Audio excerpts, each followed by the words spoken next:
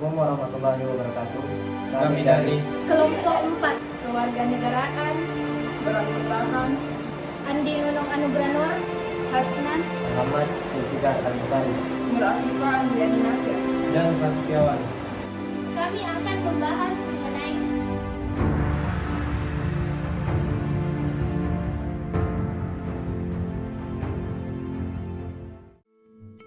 Yugoslavia adalah negara yang berhasil mencapai puncak kejayaan pada tahun 1953 sampai 1980 berkat sosok pemimpin yang bernama Josip Broz Tito.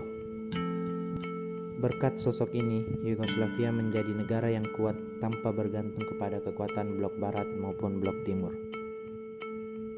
Namun, semenjak meninggalnya Josip Broz Tito, Yugoslavia berada di ambang keruntuhan.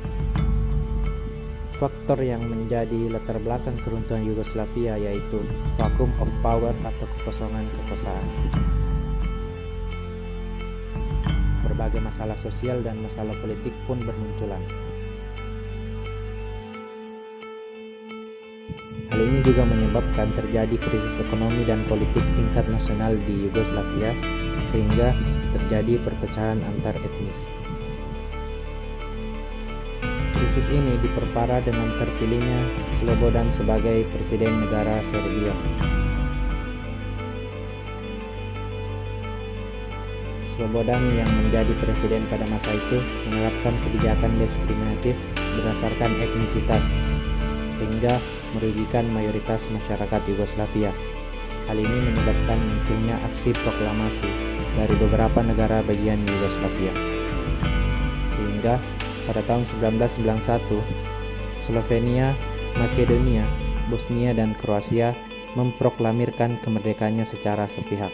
Kemudian mendirikan pemerintahan yang berdaulat, yang memiliki mata uang, angkatan bersenjata, dan wilayah negara sendiri. Namun, proklamasi yang dilakukan ini mendapatkan penolakan oleh Serbia, sehingga terjadilah perang antar etnis yaitu antara Serbia dan Bosnia yang menimbulkan ribuan korban jiwa.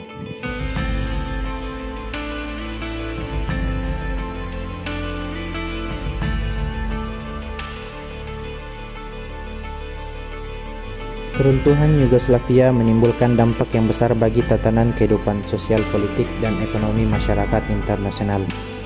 Adapun dampaknya yaitu munculnya negara baru di kawasan Eropa Timur, terjadinya krisis sosial di kawasan semenanjung Balkan, munculnya genosida terhadap kaum muslim Bosnia oleh bangsa Serbia, dan terancamnya perdamaian dunia pasca Perang Dingin.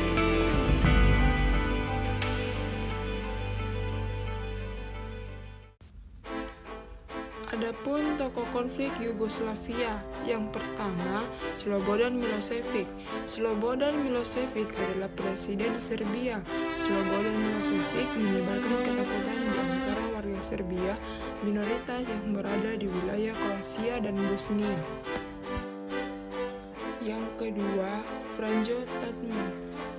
Pemerintah Kroasia yang dipilih oleh Franjo Tuđman menginginkan agar warga Serbia yang berada di wilayah Kroasia menjadi official minority.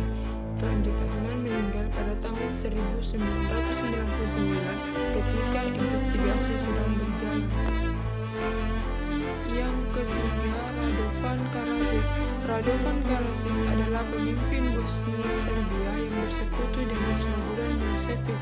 Keinginan kedua pemimpin negara untuk memusnahkan warga Bosnia dan warga Kroasia.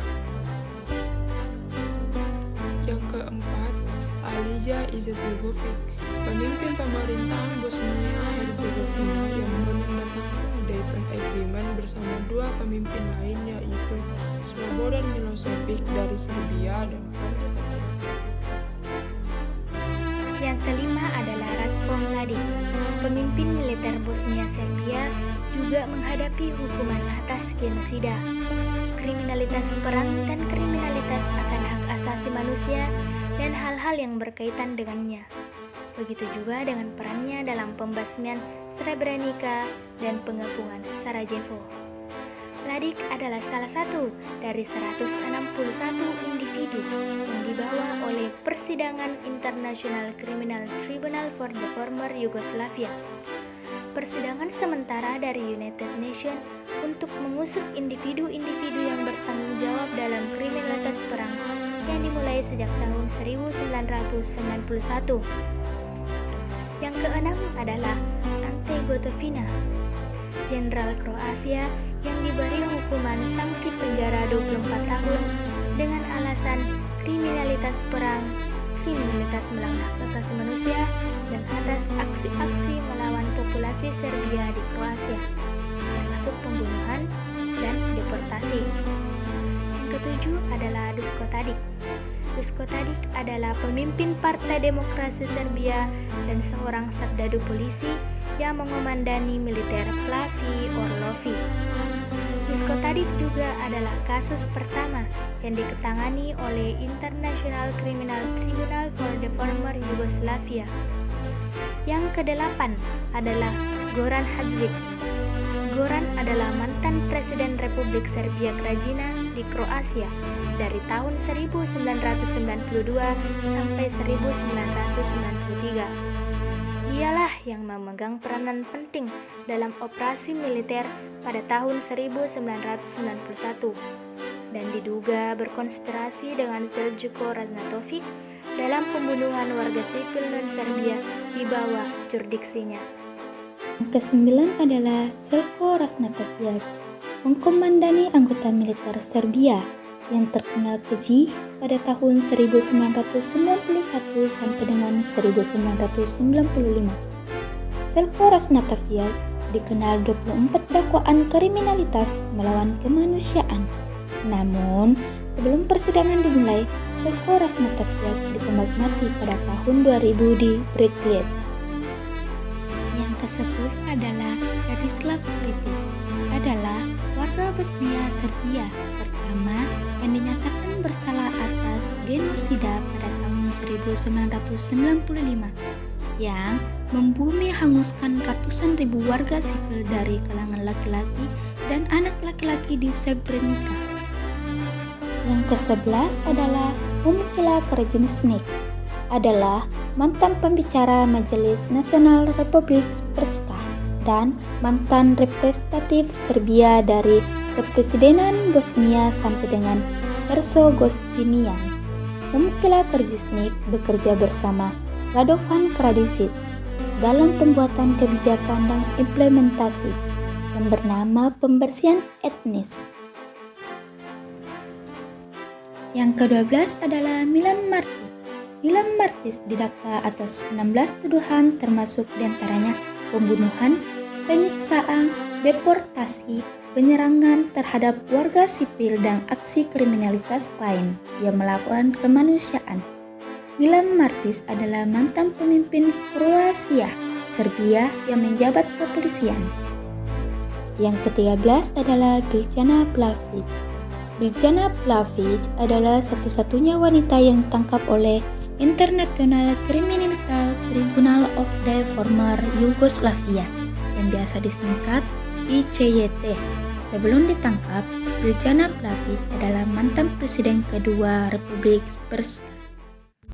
Akibat dari konflik-konflik tersebut, negara Yugoslavia berganti nama menjadi Republik Rakyat Federal Yugoslavia yang terpecah menjadi 6 negara berdaulat. 1. Republik Sosialis Slovenia. 2. Republik Sosialis Kroasia. 3. Republik Sosialis Bosnia Herzegovina. 4. Republik Sosialis Serbia terbagi atas 2, yaitu Provinsi Otonom Vojvodina dan Provinsi Otonom Kosovo. 5. Republik Sosialis Montenegro.